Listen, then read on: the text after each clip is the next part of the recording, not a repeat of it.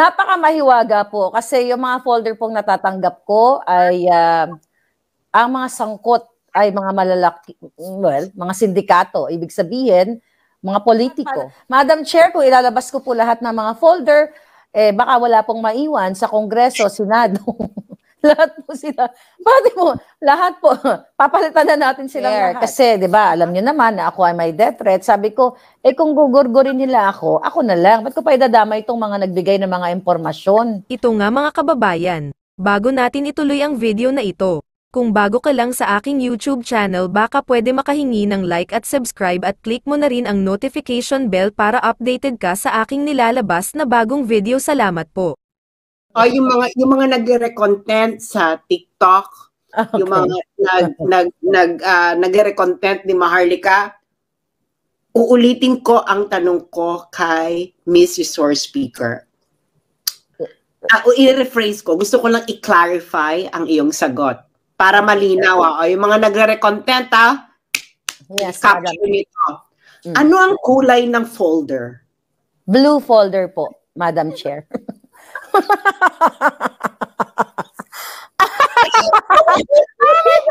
Blue folder.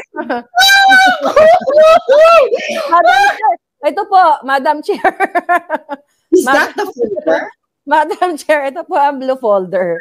Is that the folder? Isa lamang po ito sa mga folder na mga natanggap ko po. Pero blue po. So, gaano kahiwaga ang mga blue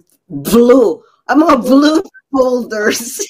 Napakamahiwaga po kasi yung mga folder pong natatanggap ko ay ang mga sangkot ay mga malalaki, well, mga sindikato. Ibig sabihin, mga politiko. Ano ba to? May mga madi-disappoint ba tayo? Meron, Madam Chair. Marami. Marami, Madam Chair. Kaya parang halos lahat, Madam Chair, kung ilalabas ko po lahat ng mga folder, baka wala pong maiwan sa Kongreso, Senado. Lahat po sila. Pwede mo, lahat po. Papalitan na natin silang lahat.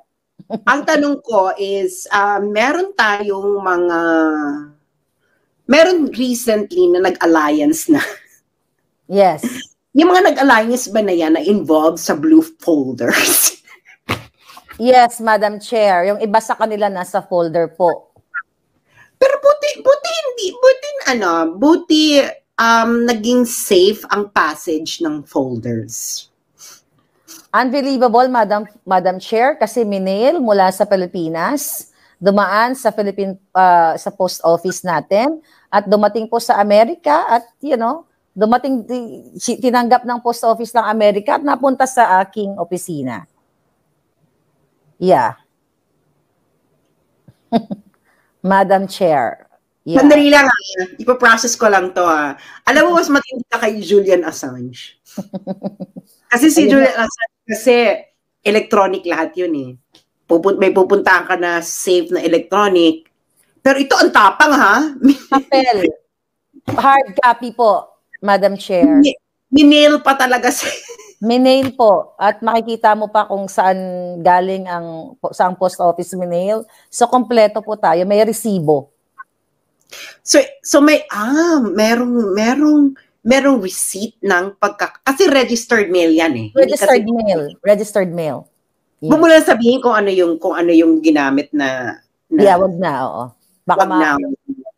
Baka magurgur yan eh. Yes. Pero I'm pretty sure naman hindi naman names yung ginamit nila doon sa maybe, pero alam niyo ang nakakamangha, Madam Chair, na ang mga tao sa Pilipinas, ito yung mga malalaking tao din, ng iba negosyante, iba dati sa gobyerno, ay talagang nag-i-effort na pumunta sa post office na mag-mail nitong mga hard copy na ito at ipadala dito sa akin. Wala naman po akong kalalaman, Madam Chair, na nananahimik po ako dito. Nagpadala-padala sila ng mga sulat na yan, mga blue folder na yan.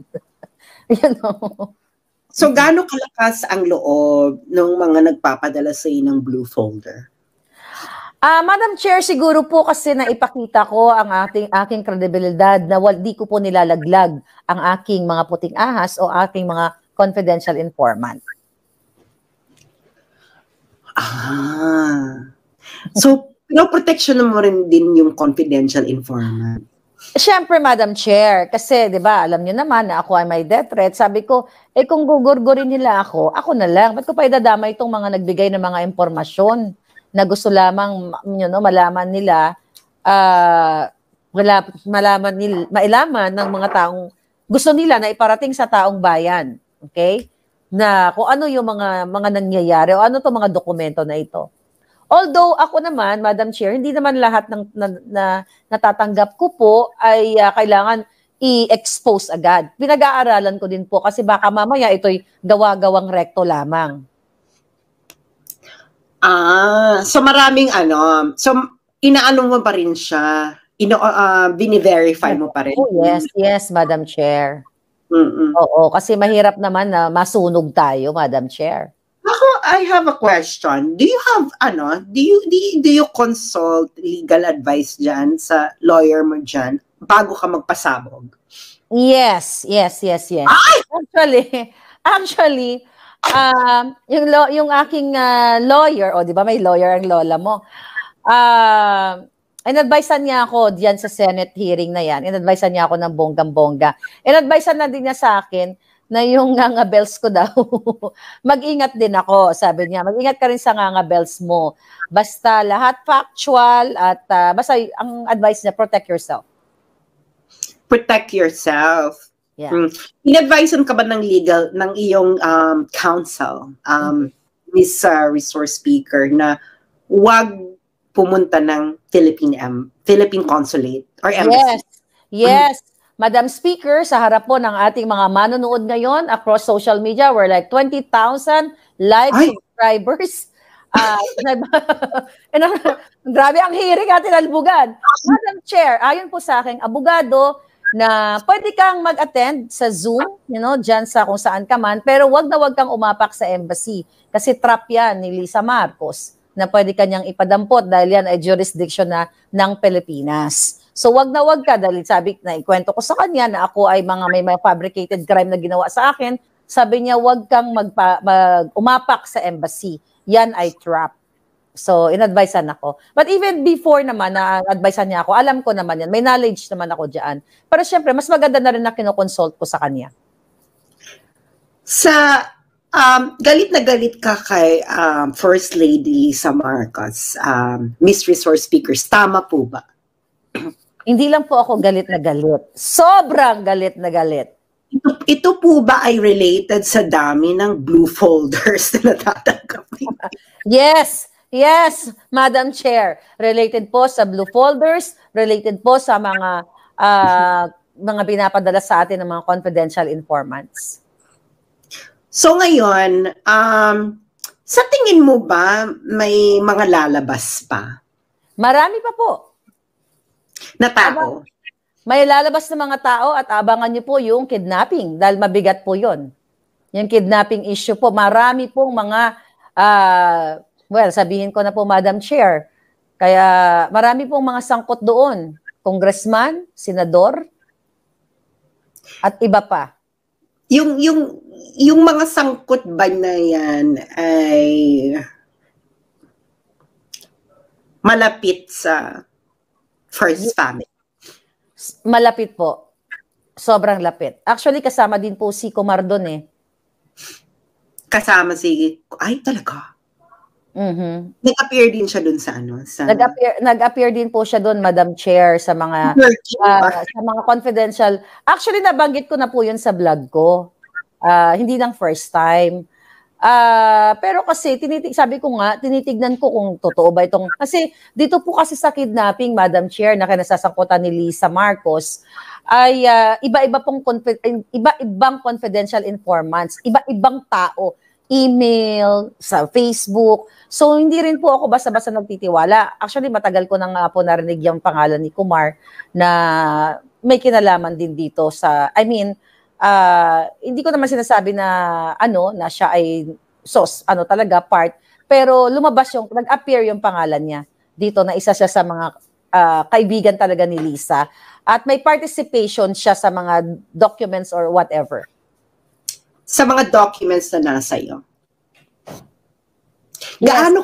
Madam Gaano Chair. secure ang mga documents na yan sa'yo? Kasi syempre kailangan malaman ng mga taong bayan, no? Yeah. Mr. Speaker, dahil kung hindi secure yung mga documents na yan, papaano na ang iyong ang iyong 20,000 live 21 na siya ngayon.